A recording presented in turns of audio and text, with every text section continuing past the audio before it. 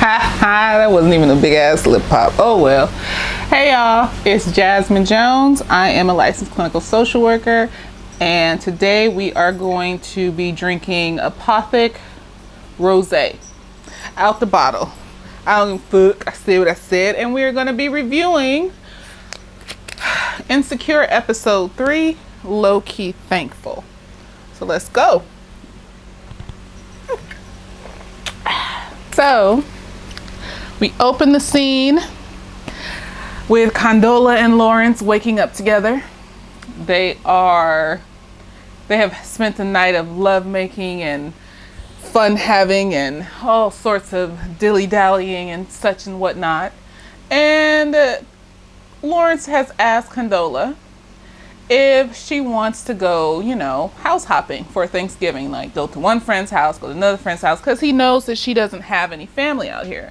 And Condola says, I'm going to a Friendsgiving, but thank you though. And then Lawrence, he invites himself to the Friendsgiving and says, hey, would you like some company? Something along those lines or whatever.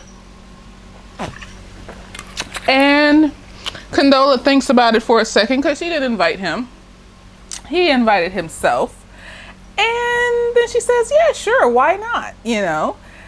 It is also 2 months before the block party. I keep forgetting to put that, because they keep showing it at the beginning of every episode how many months it is before the block party. So I'm guessing all of this shit culminates around the time of the block party, because that's where the first episode started off at, like the night of the day before the block party, or the night that the block party ended, or whatever. I don't know. Anyways, let me look at my notes because I will forget shit.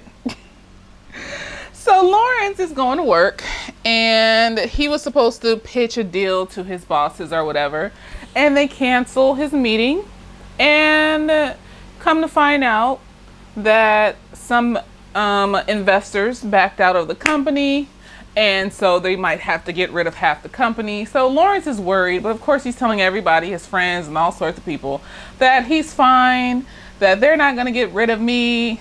I deserve a promotion. So he has high hopes for somebody that I don't think he's been there that long. And so I don't know where the promotion part is coming from, but yeah, go ahead with your bad self, Lawrence. Do that. Do the thing. So Lawrence is worried about his job, but also, trying to have high hopes, maybe a splitter splatter of denial. There you go. And then Lawrence again, we get a lot of Lawrence this episode, a lot of Lawrence. So this is I believe it's foreshadowing and everything. So Lawrence again is at a cafe and he sees Issa across the room. She's on her laptop watching a show, about to eat some food, doing a little by yourself, individual type situation, trying to, vibe with yourself in a cafe and everything. So he goes and he says hi to her, and then they start making jokes, secret jokes that they do, and the rhythm is just on. You can see it. These two belong together. I said what I said. I don't care. And then Condola walks up very awkwardly, very awkwardly. They try to play it off, but then it gets quiet, very awkwardly quiet. And then Issa's just like, oh no, I was about to leave. So Issa gets up and leaves. Even though she had ordered food to dine in, she was on her laptop settling in to watch a good show while she ate her food and drank her drink. But no, she got up and she left. She said, okay, well, I guess I'll go now. So she gets up and leaves. And they don't say anything as far as, oh, no, you don't have to go. Nothing along those lines. I don't think they do. I don't know. I felt in my spirit like even if they did, they didn't mean it. They wanted her to go. See, this is just a mess. I can't. Back to how much I can't involve myself in these types of messes. If you don't have the emotional stability for it, don't do it. And we'll see later on why this is not okay, especially for Issa and Lawrence. Condola is just the odd person out. And so, Molly and Issa are then at the grocery store, and Molly is talking to Issa. I think they just talk this way. They shade each other back and forth. And so Molly's asking Issa, like, hey, do you think I should invite Andrew over for Thanksgiving? And Issa's just like, you move so fast, it's only been 2 months, you don't want to scare mom, blah, blah, blah, blah. I mean, at the end of the day, ask him. If he says no, then he says no. We don't make a big deal about it, and we move the fuck on. But they shade each other back and forth, and it comes up in the grocery store that they might have a problem with each other, Like, once Issa says that about Andrew, little chit chat, then Molly says something about how Issa fucks people for free meals or some stupid shit. And then Issa's like, well, at least I wasn't fucking drunk. And then they have this little miniature argument where it looks like they need to talk more, because they bring it up. They say, our relationship seems off, and it's been seeming off for a while, but we're not going to do nothing about it. We're not going to continue this conversation or anything like that. I think they plan to meet up at Molly's family Thanksgiving thing, and they were going to talk about it or something. So basically then they act like nothing happened. And then Condola and Lawrence are at Condola's Friendsgiving. Condola's friends are kind of shading Lawrence. Lawrence offers to fix the sink because it had a little drip. Obviously he shouldn't have done it, because he pulled up a YouTube video immediately afterwards that would show him how to fix the sink when it's not that big of a deal. And then, her friends are kind of shading him, shading his shirt, asking about his job. One of her friends is in IT, and they kind of know that his company might be going under, might be having some issues, and she mentions it on the sly. And Lawrence is like, no, my job is fine, though. We're just restructuring. No, that means that your company is having issues. Restructuring means your company's having issues. Don't be in denial, Lawrence. Don't deny. You ain't got to lie, Craig. Come on. And so he feels the type of way. And then Condola's cousin, who gets super drunk at the party, pulls him aside and basically tells him that he's Condola's fuck buddy. And so now Lawrence feels some type of way the whole party. He also breaks the sink and it splashes water everywhere. So that's a thing too that happens. And then we switch to Issa going to her mother and father's house with her brother. And pretty much Issa's mom is played by Tasha. I forgot her name. I don't think that's her real name, but she always plays a Tasha. She was in the game. She played the mom in the game. She always plays a Tasha. So I think she was Tasha Mack in the game. So yeah, she's a good actress. She wasn't on for that long though, so I don't know why. I don't know why. Basically, they get there and she's rolling Issa's dad into an ambulance because he slipped and fell, and she asked Issa and her brother to stay and socialize with the family. Oh, down the wrong pipe. So Issa and her brother, once the ambulance pulls off, decides to dip. They do not want to stay and socialize with the family. See, there's no background here. I feel like the parents were just kind of a gimmick, instead of like, these are my actual parents. This is what my childhood was like. This is what I've been through. I mean, we get more backstory on her brother later on, because they go to a Mexican restaurant. He's talking about how he's gay and how, when he first came out, he had to try to hide himself at the family get-togethers, and they had to call his ex-boyfriend his friend, and then how he just stopped giving a fuck, and he just stopped giving a fuck what people thought about him, and he said, I'm just gonna be gay, and they just have to deal with it. So we get more background history, even if it's just a smidge, on Issa's brother. Then we do, like, what is Issa's relationship with her mother? Is Tasha Mack just, a gimmick? Is that just is she just like Kelly, like a little background comedy, Baps moment, smash of that? I don't know. It's only episode 3, so let's see if they flesh this out, because I just don't see her as her mom. If you haven't read her book, I kind of place her mom from her book onto this mom in the show, and I'm just like, no, like it doesn't go together. It doesn't match. I think her book's named Awkward or something. Issa Rae's book. So yeah, I don't know what they're trying to do here with this mom. Like, I like the lady that plays Tasha Mack. She's funny in her own right, but the part they gave her here, the little snippet of a second that they showed her, it was just kind of like, okay, I guess if that's what you want us to believe. and swallow as a family reunion and love and such and whatever.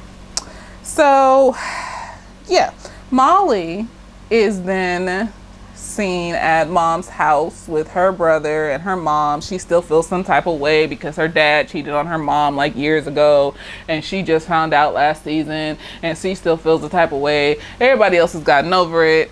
I mean, like, I don't condone cheating, and I would have just left. But if your mom chose to stay with your dad, then at the end of the day, that was your mom's choice. You can't be mad at your dad. Your dad was never not a dad. But I mean, yeah, I mean, you got to deal with your shit, because you can't just be coming around having stank face. And don't come around. If you're still mad about the shit, if you're still upset about it, don't fucking come around, because the energy is not cute. That's all I'm saying. Go to therapy a little bit more and get past it, because your mom's not going to leave your dad. So does that mean you're never going to see your parents again? Because it looks like you love your parents. So I don't know. So Molly shows her mom a picture of Andrew.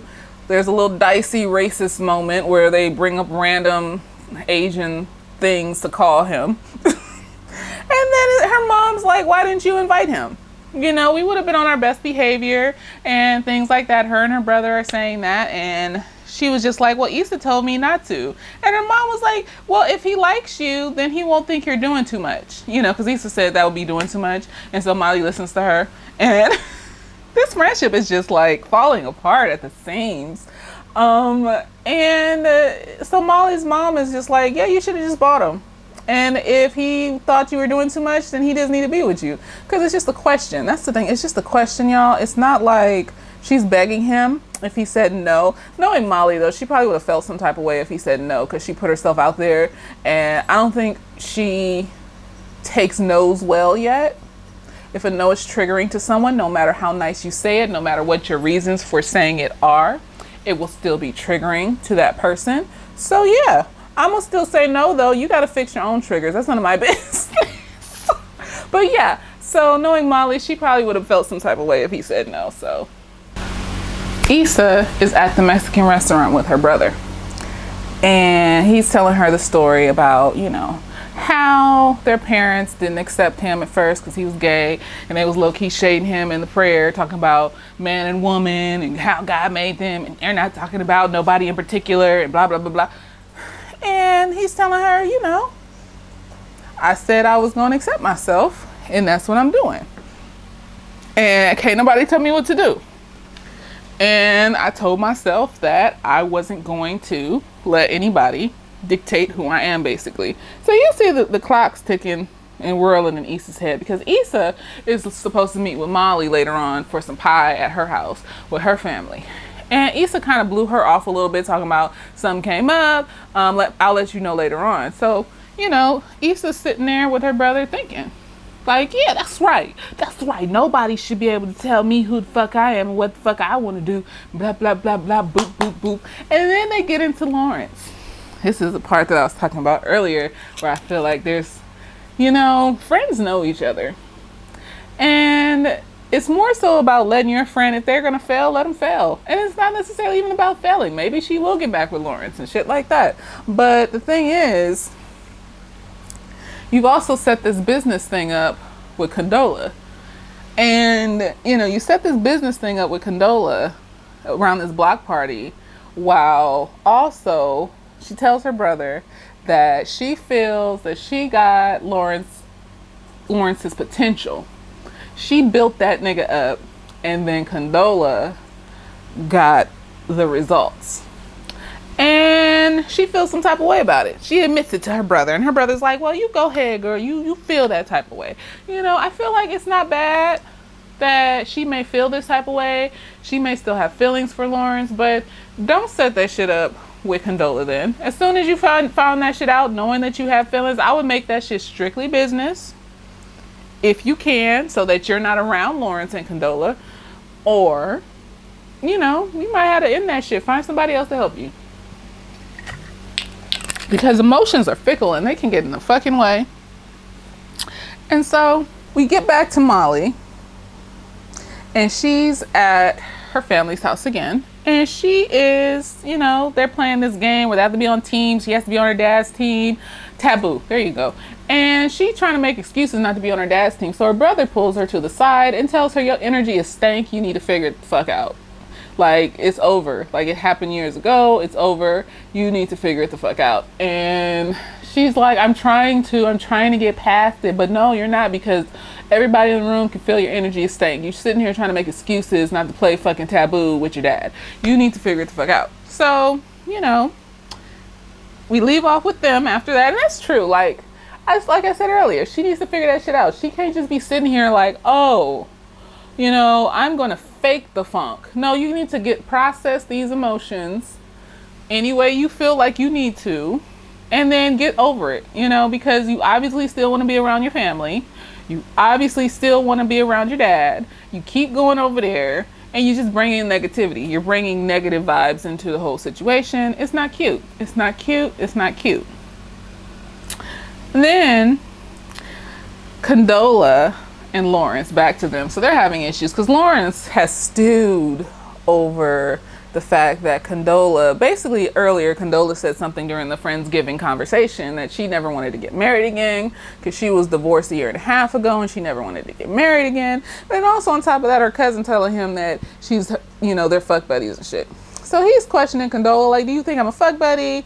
He's getting insecure. He's getting sensitive, you know, because I feel like we're not close. He's bringing up, you know, how it started was he said, thank you for inviting me. And then Condola goes, oh, well, actually, you invited yourself. So she has some shade. She has some feelings because at the end of the day, you know, at the end of the day, when someone says, thank you for inviting me, you say, thank you, you're welcome. You let it go because you like this person and you want them here regardless. But no, she had to say, well, you kind of invited yourself. So she opened that can of worms, and then he's like, am I just your fuck buddy? And they have this whole conversation, and he's all like, well, you just don't want to get married. So there's some deeper issues here within their relationship, their situationship, whatever the fuck it is. And so obviously it needs to be talked about because they don't seem to be on the same page as far as where do you go with a relationship or a situation or whatever the fuck. And then Condola brings up the fact that she feels some type of way about Issa, you know, because, wait a minute, no. What happens is Lawrence brings up Condola's ex. He brings up her ex-husband and he says, do you still have feelings for him? Let me know. And then Condola was like, no, I don't have feelings for him. How did he enter this conversation? Blah, blah, blah, blah, blah. And then Condola was just like on the slide, like, well, if anybody should be worried about somebody having feelings about their ex, it should be me, you know? And he's like, what? And she goes, well, I mean, you know, y'all got little secret insider jokes, y'all chit-jabbing with each other, blah, blah, blah. And then she goes, if she hadn't cheated on you, would you still be with her? Because it's not a personality fault here. It's not I didn't like her anymore because she did this consistent thing that, you know, made me stop loving her. She did this one thing that made me feel disgusted, and then I stopped liking her, but I still like her as a person though. It didn't change. So I feel like that's a valid question.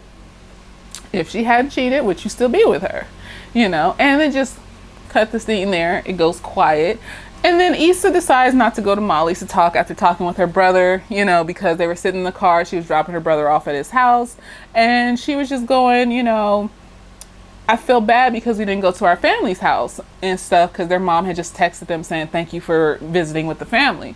And she was like, I feel bad that we didn't go to the family and visit and stuff. And her brother was just like, well, you know, I learned in therapy that if I don't want to do something, I don't have to. And you can't make me. And so, you know, Issa's thinking that over.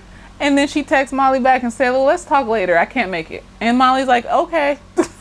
So they don't communicate about this issue. You know, I feel like I understand that if you don't want to do something, you don't have to. But if it's lingering and you're going around people and you know that you're going to talk to this person again and you're making plans with them, like if you're going to cut them off, that's the end. It's over. But if you're not cutting them off and you're still being emotionally bothered by shit, you need to go and talk to this person and let it out. Let it go. Get through it, push past it, and let it the fuck go then. You know? But they don't communicate well. They don't. They just shade each other, and then they stop talking for a minute, and then they talk again. So we'll see.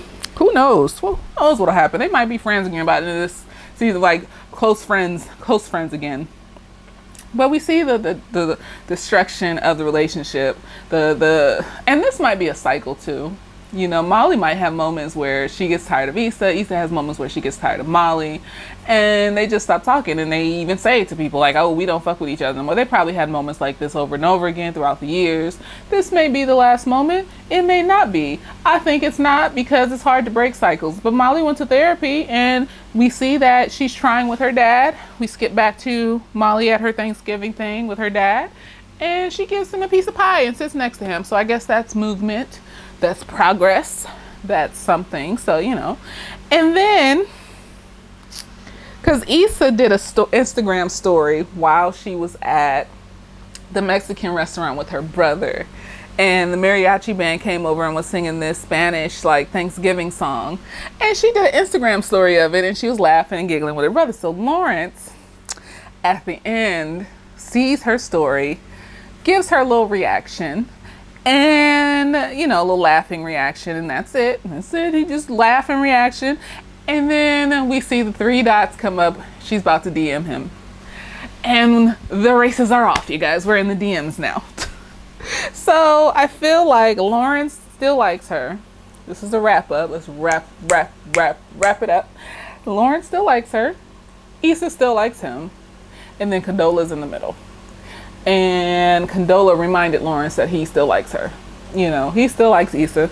It's still there.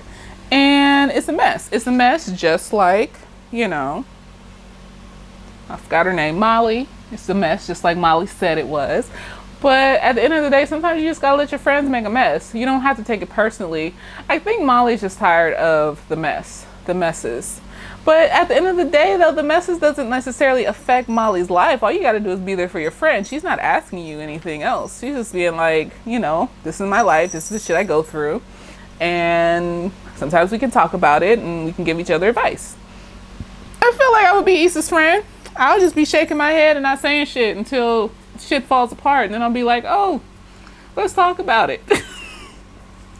But I'm a chill bitch like that. Like no matter how successful or whatever I get, I'm not gonna treat you like shit and look down on you just because your life might be a little bit messier than mine, or you might make choices that I don't agree with. So Molly, I mean, like, I get that she's kind of side-eyeing Issa and her life choices, and Issa is side-eyeing Molly and Molly's judgment about her life choices. They both side-eyeing each other, you know.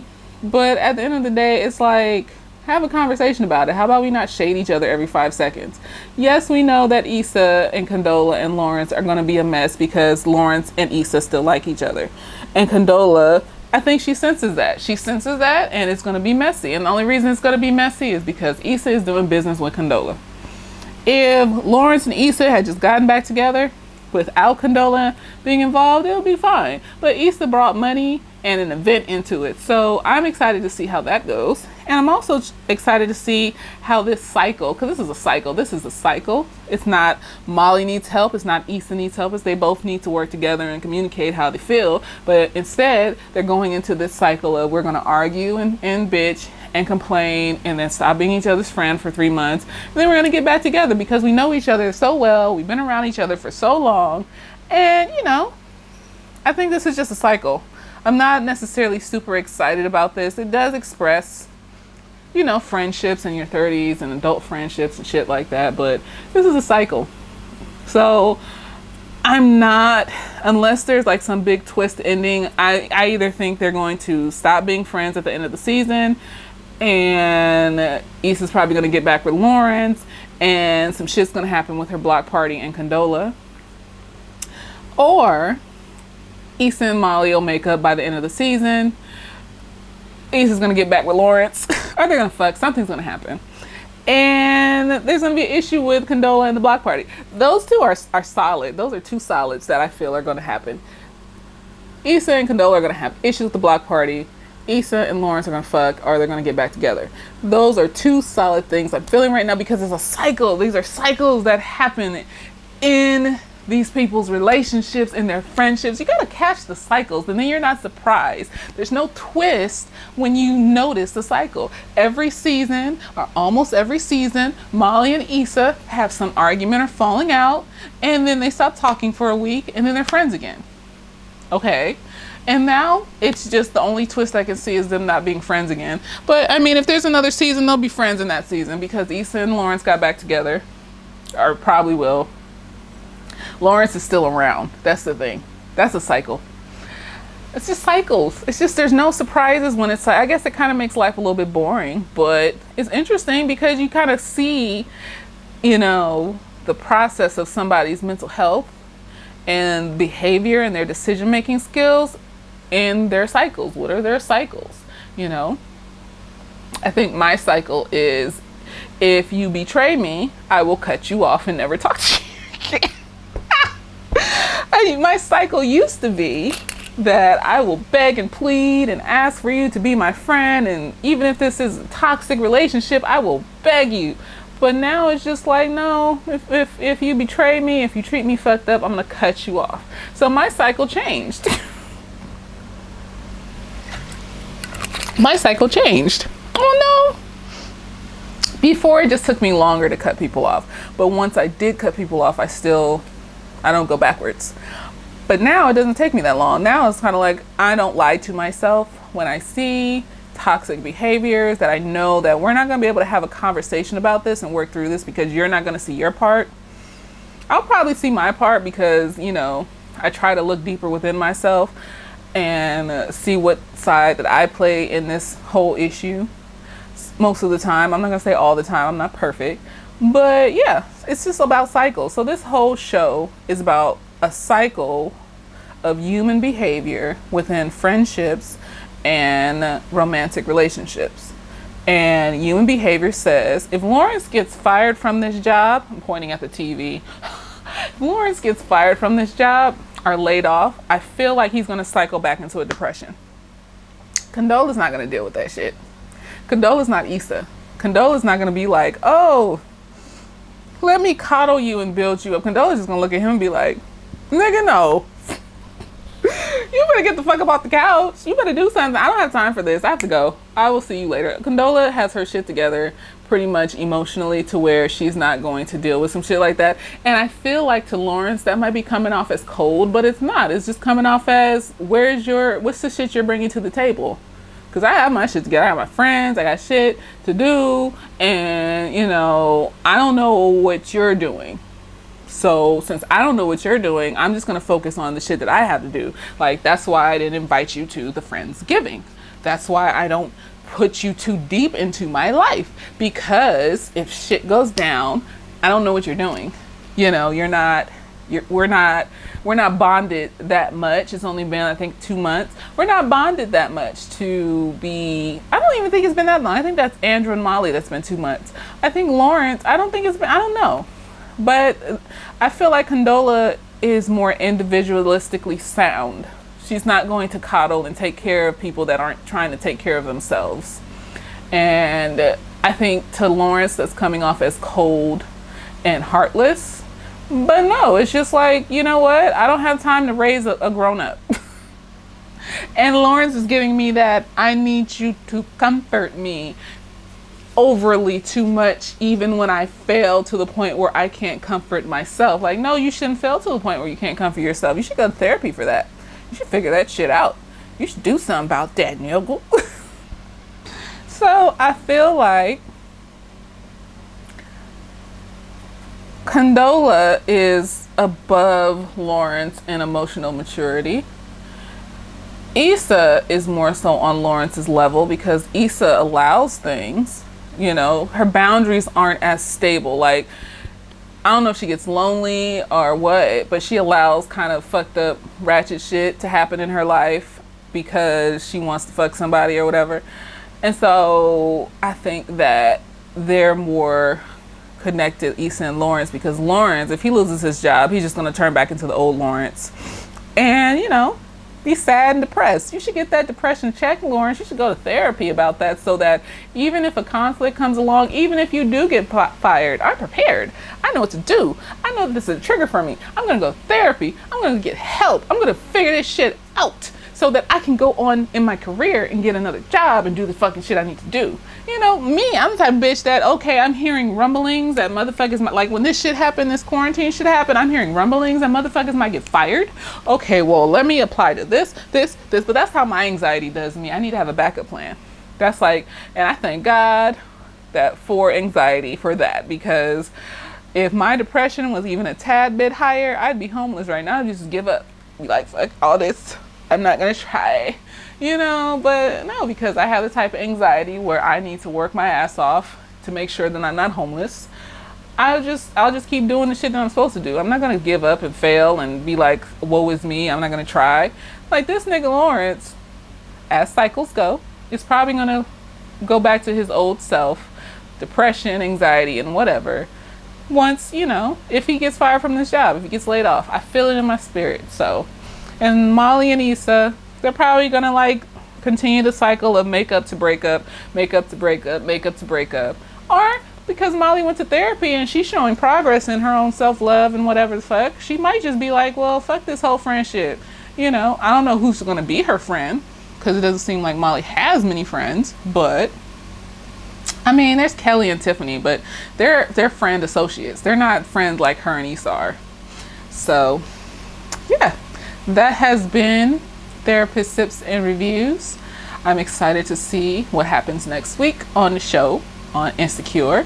This has been, what is it? Lowkey Thanksgiving or Lowkey Thankful, some shit like that, whatever the name of this episode. But yeah, I hope you all enjoyed, and later days.